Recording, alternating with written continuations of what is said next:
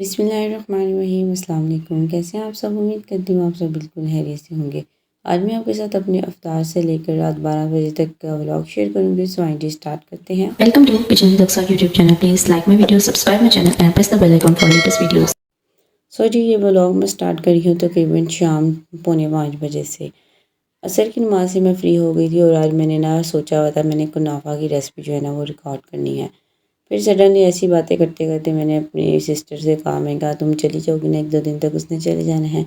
उसके बाद हम एक स्पाइसी सी बिरयानी खाएंगे क्योंकि मेरी सिस्टर को स्पाइसी नहीं पसंद और हमें स्पाइसी बिरयानी पसंद है। उसकी मौजूदगी में हमने जितनी दफ़ा भी बिरयानी बनाई है लेस स्पाइसी बनाई है और हमें इतना ज़्यादा मज़ा नहीं आया है। फिर उसने कहा कि चलो मैं तो चली जाऊँगी, तुम मुझे आज बिरयानी ही बना के खिला दो। खैर फिर मैं सोच में पड़ गई, मैंने कहा हमने स्पाइसी खानी है और सिस्टर ने मेरी लेस स्पाइसी खानी है, चलें कुछ तो बनाते हैं। फिर मैं किचन में आ गई थी। यहाँ पे जी मैं टमाटर जो है ना वो उसको ब्रीफ ब्रीफ कट कर रही थी ग्राइंड करने के लिए और ऑनियन वाला काम ना एज़ यूजुअल मैंने अपनी मामा को दे दिया था। सो जब से मैंने कुकिंग स्टार्ट की है ना स्टार्ट में 1-2 दफ़ा ऐसा हुआ कि मुझे बिरयानी के मसाले का अंदाज़ा नहीं रहता था कि कितने गिलास में कितना मसाला होना चाहिए। और यू नो डैट के बिरयानी में दही, टमाटर, प्याज ये तीनों चीज़ें जो है ना नॉर्मल चावल से ज़्यादा लगते हैं। तो खैर अपनी कुछ तजुर्बे के अकॉर्डिंग और अपनी कुछ एक्सपीरियंस के उस पे ना मैंने ना एक फार्मूला अपने लिए ही उसको निकाला हुआ है और अगर मुझसे कोई भी पूछे ना तो मैं उस फार्मूले के तहत ना बता देती हूँ कि बिरयानी में ये चीज़ इस इतनी क्वांटिटी में जाएगी। अगर हम 1 गिलास चावल ले रहे हैं ना तो उसमें 2 मीडियम साइज़ के प्याज जाएंगे बिरयानी के लिए, 2 मीडियम साइज़ के टमाटर और 2 जो बाउल वाले साइज़ के चम्मच होते हैं ना जिससे हम सालन वगैरह डालते हैं वो भर के दही। ये 1 गिलास का के अकॉर्डिंग है।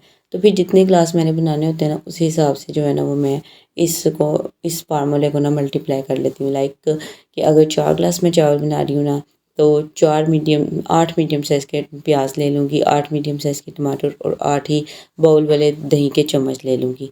तो इस फार्मूले के तहत ना फिर मेरी बिरयानी का मसाला कभी भी कम नहीं होता। और अगर मीडियम साइज़ की चीज़ें नहीं हैं तो फिर मैं स्मॉल साइज़ की 3-3 ऐड कर लेती हूँ।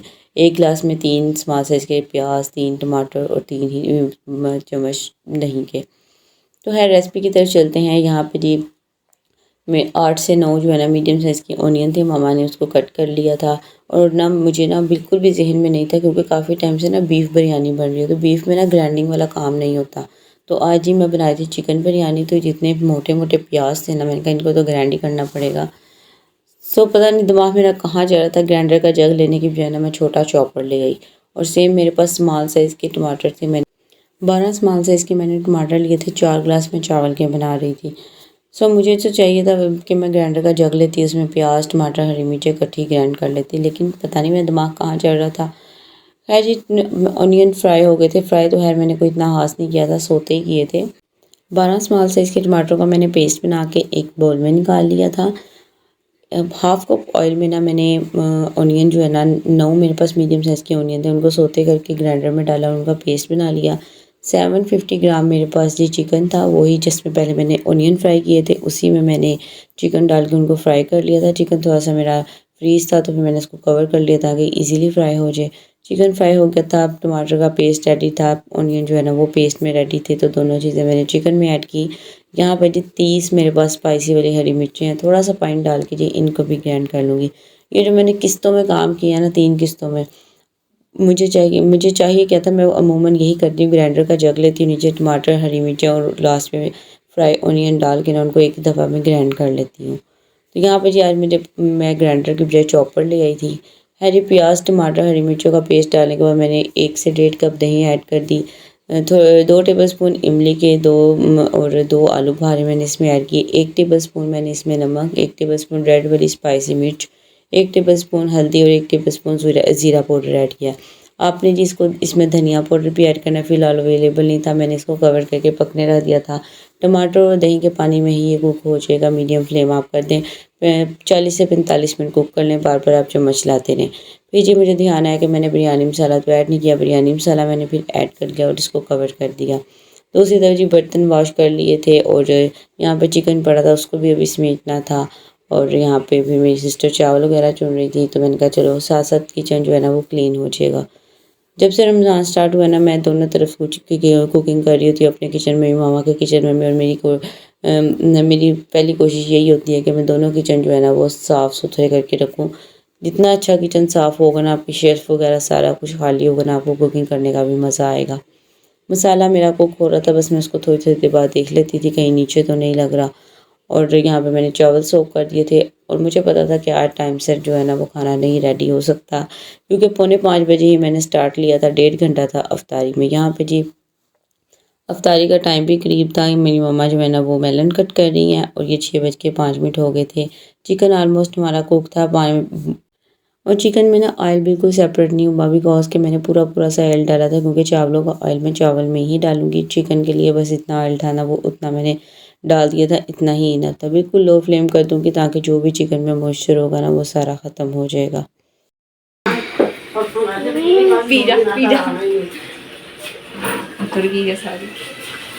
ओला वो पी गया। आपको इतनी समझ आती है हर चीज की। पिस्ता एसेंस था। और ये जी छोटे-छोटे अपने ड्रामे करते हुए मैं अभी कुकिंग स्टार्ट कर रही थी तो ये सोया हुआ था और बिल्कुल मज़ा नहीं था आ रहा कुकिंग करने में। जब तक ये आके तंग ना कर ले, डिस्टर्ब ना कर ले ना, सुकून नहीं आता। और इन साहबज़ादे की जो डिमांड थी ना वो ये थी कि मेलन इनके हाथ में दिया जाए और ये खाएँगे कम और वेस्ट ज़्यादा करेंगे। और माशाल्लाह से अब इसकी इतनी आदत हो चुकी है ना, जब तक ये तंग ना कर ले हमें भी मज़ा नहीं आता, कि ऐसा लगता है जैसे कुछ ना कुछ मिसिंग है।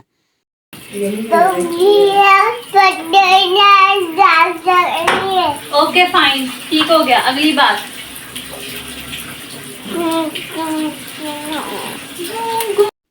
देन जी मैंने चावल चूल्हे पे रख दिए थे। एक पॉट में मैंने जो 8 टेबलस्पून चावलों के अकॉर्डिंग नमक ऐड किया है। 1 टेबलस्पून मैं इसमें ज़ीरा ऐड करूँगी।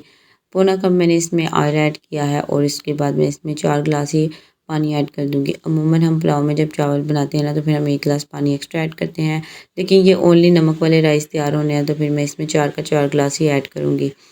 और इसको बॉयल होने के लिए रख दिया था मैंने। आप चाहें तो विनेगर और साबुत गरम मसाले भी ऐड कर सकते हैं। यहाँ पे जी इफ्तारी का टाइम करीब था। मेरी सिस्टर जो है ना वो स्ट्रीक्स भी सेंड कर रही थी। ये एक दिन पहले मैंने मीठा बनाया था, ये वो भी हमने इफ्तारी में रखा हुआ था। खैर अभी बिरयानी में तो टाइम था। चावलों के पानी में बॉयल आ गया था और जो 30 मिनट पहले चावल भीगे हुए थे ना उनको हम ऐड कर देंगे। पहले 4 मिनट फुल फ्लेम पे, फिर 8 मिनट मीडियम फ्लेम पे, फिर 4 मिनट लो फ्लेम पे कुक करेंगे। तो यहाँ पे जी इफ्तारी का टाइम हो गया था।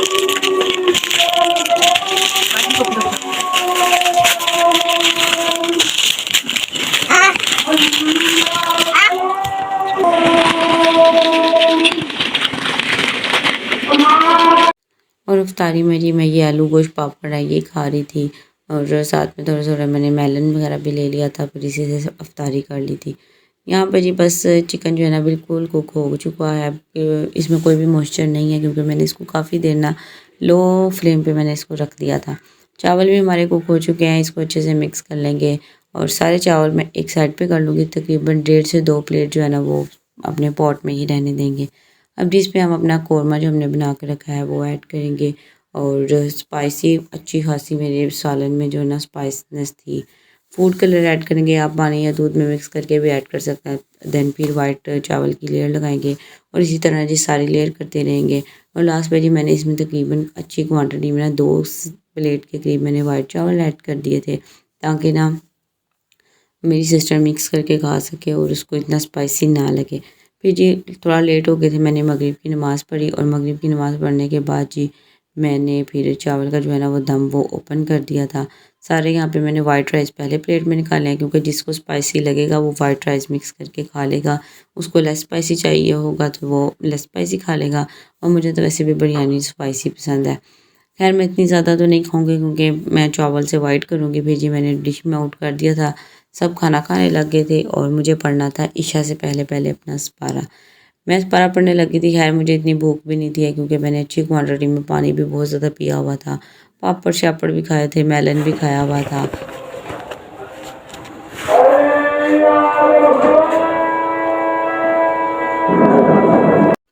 ईशा की अज़ान हो गई थी। मैंने फिर अपना सपारा कंप्लीट किया। ये हमारे नेबर में से आई थी मिठाई, क्योंकि उनके घर बेबी बॉय हुआ था। फिर थोड़ी सी जी मिठाई चखने के बाद जी मैं ईशा की नमाज़ पढ़ने चली गई थी।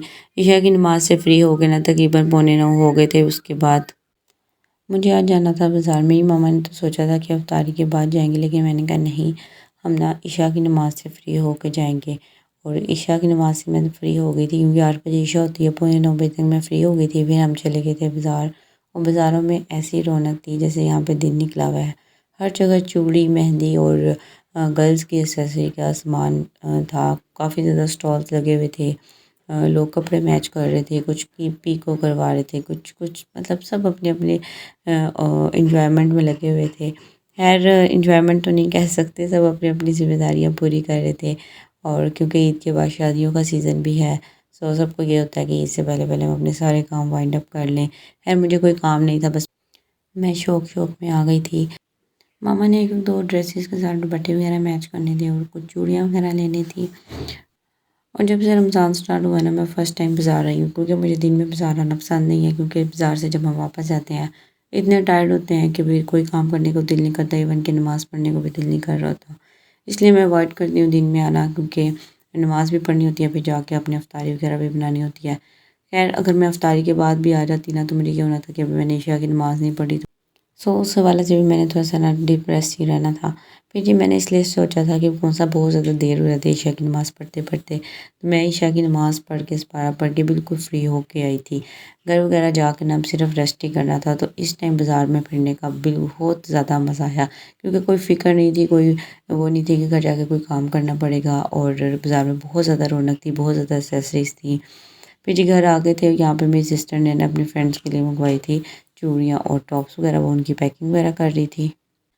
बाकी ये छोटे-छोटे से टॉप्स ना ये मैं ही पसंद करके लेके आई थी, साथ जी ब्लैक कलर की चूड़ियाँ थी। 8 उसकी दोस्तें थी, एक-एक पैकेट में 8-8 चूड़ियाँ डालेगी और एक-एक पेयर जो है ना वो टॉप्स का डालेगी। टॉप्स सारे मैंने 1 कैरेट में लिए थे। आइडिया इसको दिया था कि थोड़ा सा ना एक-एक टॉफ़ी भी ऐड कर ले तो थोड़ा अच्छा लगेगा, लेकिन टॉफ़ी वगैरह की सारी शॉप्स जो थी ना वो बंद हो गई थी। यहाँ पे जी इतनी प्यारी मुझे पैकिंग लग रही थी ना, खैर हम अपने टाइम में जो है ना अपने फ्रेंड्स को कार्ड्स वगैरह देते थे। अब तो साल भर फ्रेंड्स को मिलते हैं तो फिर एक गिफ्ट दे देते हैं, वरना इसका इन चीज़ों का भी अपना ही चार्म होता है। साथ इसकी मेहंदी हो जाती ना तो बहुत अच्छा लगता। खैर जी उसकी अपनी चॉइस थी, तो बस इसको आइडिया दिया था कि अपनी सिस्टर को मैंने कि इसके साथ मेहंदी कर लो, टॉफ़ी कर लो और चूड़ियाँ और एक-एक टॉप्स की जोड़ी हो जाती तो थोड़ा-सी मेमोरेबल सा लगता। खैर बस यही था मेरा व्लॉग, होप सो आपको अच्छा लगा होगा और अगर आपको मेरा ये व्लॉग अच्छा लगा, मेरी वीडियो या रेसिपी अच्छी लगे तो वीडियो को लाइक करें, चैनल को सब्सक्राइब करें, अपने फ्रेंड के साथ लाजमी शेयर करें। Thanks for watching. And I have one thing for you.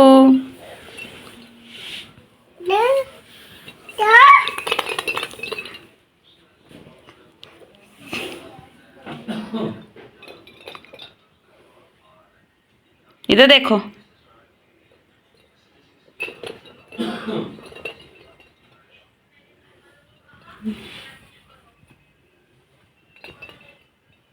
पारी कर दो।